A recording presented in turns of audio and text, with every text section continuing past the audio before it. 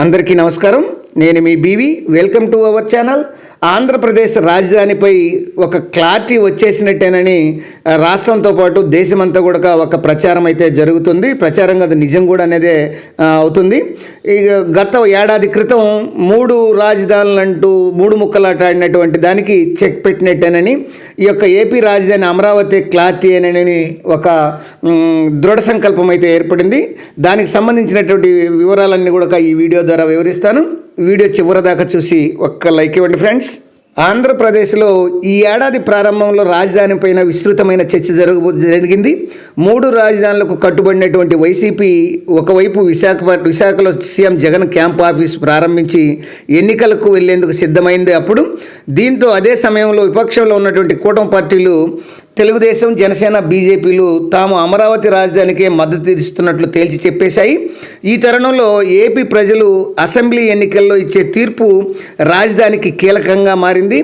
అప్పటికే వైసీపీ 3 రాజధానుల ప్రక్రియ ప్రారంభించి దానిపై కోర్టులో కేసులు ఎదుర్కొంటోంది. మరోవైపు అమరావతి రాజధానికి ప్రజల మద్దతు సంపాదించేందుకు కూటమి పార్టీలు తీవ్ర ప్రయత్నాలు అయితే చేశాయి. కానీ అసెంబ్లీ ఎన్నికల నాటికి మాత్రం అన్ని పార్టీలు రాజధాని చర్చను పక్కన పెట్టేశాయి. ఎన్నికల్లో 3 రాజధానులకు మద్దతు అని చెప్తే అమరావతిలో ఓట్లు రావని వైసీపీ, అలాగే అమరావతి రాజధాని అని చెప్తే రాయలసీమ, ఉత్తరాంధ్రలో వ్యతిరేకత తప్పదని కూటమి పార్టీలు అయితే భయపడ్డాయి.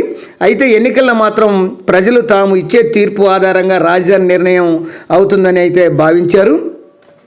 ఏపీ అసెంబ్లీ ఎన్నికల్లో కూటమి పార్టీలు ఎవరి ఊహించిన స్థాయిలో భారీ మెజార్టీతో అధికారంలోకి రావడంతో వైసీపీ 3 ముక్కలాటకు 3 రాజధానులకు చెక్ పడినట్టయింది. అదే సమయంలో అమరావతికి తిరిగి ప్రాణం వచ్చినట్లయింది. గత 5 ఏళ్లుగా వైసీపీ 3 రాజధానుల పేరుతో ఆడినటువంటి ఆటతో అమరావతి తీవ్రంగా నష్టపోయింది. ముఖ్యంగా అక్కడ ప్రభుత్వాన్ని నమ్మి ఏకంగా 36,000 ఎకరాల భూములు స్వచ్ఛందంగా ఇచ్చినటువంటి రైతులు 5 ఏళ్ల పాటు తీవ్ర ఇబ్బందులు పడ్డారు. చివరికి వారికి సకాలంలో ఇస్తామన్న కౌలు రాలేదు. అది రావడం కూడా కష్టమైంది. ప్రతి ఏటా హైకోర్టుకి వెళ్ళి మరీ కౌలు తెచ్చుకునేటువంటి దుస్థితి ఏర్పడింది. ఇలాంటి పరిస్థితుల్లో రాష్ట్రంలో అధికార మార్పుకు ప్రజలు ఇచ్చిన ఓటు రాజధానిపైన స్పష్టత ఇచ్చేసింది.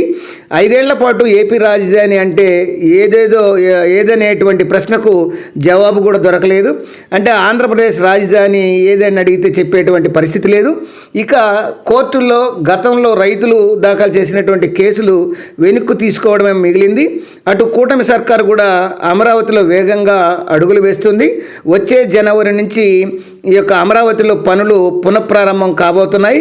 అలా 1-2 ఏడాదిలోనే రాజధాని ఫైల్ అనేది ఫుల్ చేయాలనేది ఈ యొక్క కూటమి ప్రభుత్వం భావిస్తుంది. ఏది ఏమైనా రాజధాని ఇక అమరావతి అనేది దాదాపు క్లియర్ కట్గా అర్థమైపోతుంది. అక్కడ పనులు రావడం, అక్కడ నిధులు రావడం, అక్కడ ప్రపంచ బ్యాంక్ సహాయాలు రావడం, అక్కడికి పారిశ్రామిక వాటలు రావడం, ఇదంతా రావడంతో ఒకవేళ రాబోయే కాలంలో ఈ యొక్క మళ్ళీ జగన్ వస్తే ఈ 3 ముక్కలాట ఆడకుండా పకడ్బందీగా కూటమి ప్రభుత్వం అయితే ఈ యొక్క చర్యలు చేపట్టింది. ఇక రాజధాని అమరావతిని మార్చడానికి వీలు లేకుండా ఈ యొక్క ప్రస్తుతం ముఖ్యమంత్రి నారా చంద్రబాబు నాయుడు అష్టదిగ్బంధనం చేస్తున్నారు. అంటే టోటల్గా రాజధాని అమరావతిపై క్లారిటీ వచ్చేసింది.